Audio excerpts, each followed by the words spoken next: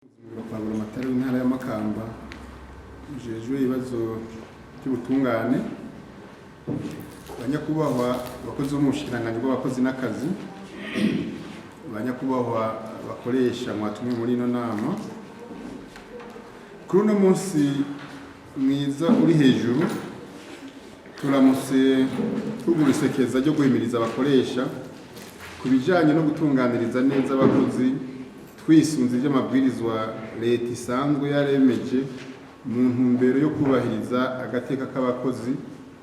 Turi n'iteka ryo kubakira muri kino kiganiro cyatunganijwe n'ubushikiranganji bw'abakozi n'akazi muri ya ntumbero yo kwisuzuma kugira ngo tuduze ikivi abakozi n'abakoresha batunganiwe bose. Musanzwe muzi ko igihugu gisanzwe cyubakiye kandi kibeshejweho nuko abakibamwo bakora, abo nabo hagaca habonekamwo abakozi n'abakoresha. Umukoresha azana umutahe, umukozi nawe akazana inguvu n'ubumenyi. Umwe wese rero abarondera inyungu ku mutahe wiwe yashoye, uwundi nawe akarondera umushahara umutunga ukanamutungira nabiwe.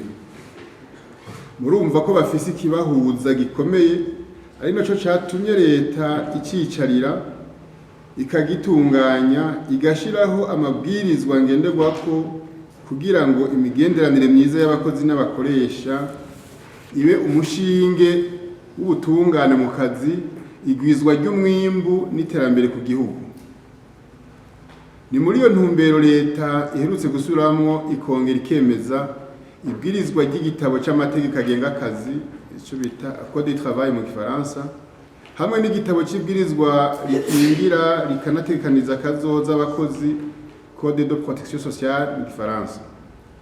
Leta iheruka no gushiraho itegeko ritunganya igisata ca leta gishinzwe kugenzura ko ayo mategeko yubahirizwa mwishirwa mu ngiro ryayo, décret numéro 100/014 du 28 janvier 2021 portant mission, organisation, fonctionnement de l'inspection générale du travail et de la sécurité sociale.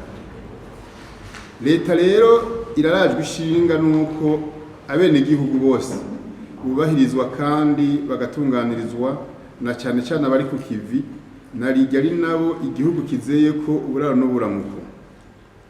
Ari naco cadukoranije uno munsi ngo dusubire twibukanye ivyo umwe wese ategerezwa kugira ngo twese dukore dushira hamwe. Rero byaribonekeje mu bikorwa by'ubugenduzi bukuru bw'akazi no kwitekaniza akazoza abakozi ko hakunze kuboneka amatati menshi aturuka ku batabona kumwe canke kwiteza utunyoni mu kwiyibagiza gushira mu ngiro amategeko agenga akazi n'ayajanye no gukingira canke gutekaniza akazoza abakozi nk'uko amabwirizwa abitegekanya. Twarabonye ibitigiri vyinshi by'abakozi baronswa akazi ariko ntibaronke amasezerano y'akazi. Twarabonye ibitigiri vyinshi by'abakozi baronswa akazi ariko ntibatekanijwe kazoza muri ca kigega INSS. Twarabonye ibitigiri vyinshi by'abakozi baronswa akazi ariko ugasanga ntibavuzwa.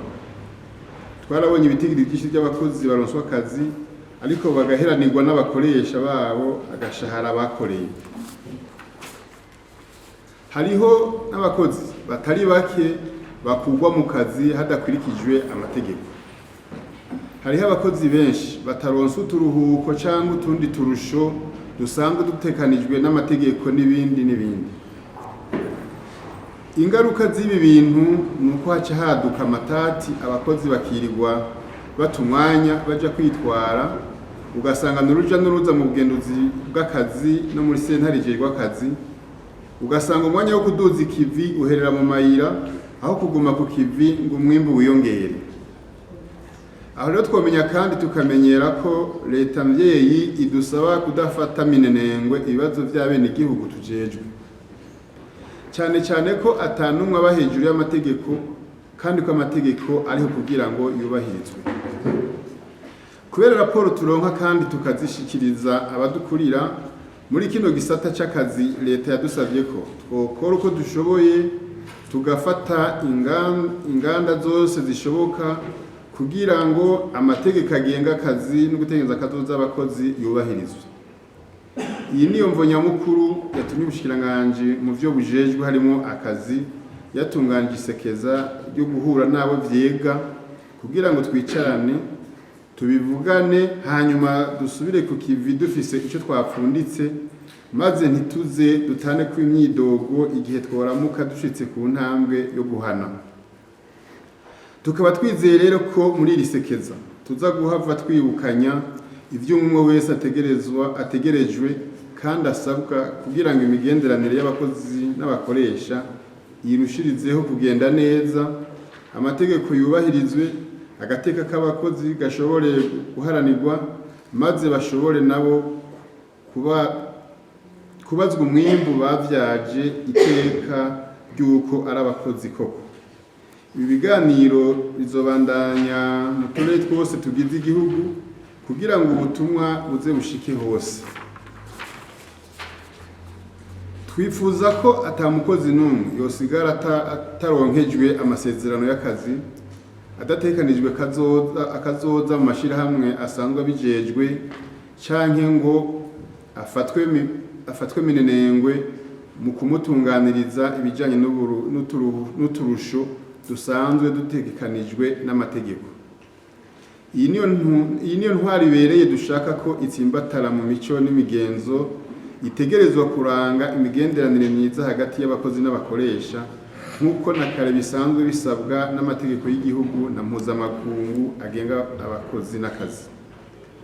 Tubasaba ko ibizova muri bino biganiro mwoshobora kuzobishikiriza n'abandi batashoboye kuhashika kugira ngo dufashanye gushikana ubutumwa kuri bose. Dusozereye iri jambo twongera tubakengurukira tunabifuriza ibikorwa vyiza. Niharambe leta mvyeyi, leta nkozi, abakozi n'akazi, murakoze, Imana ibahezagire.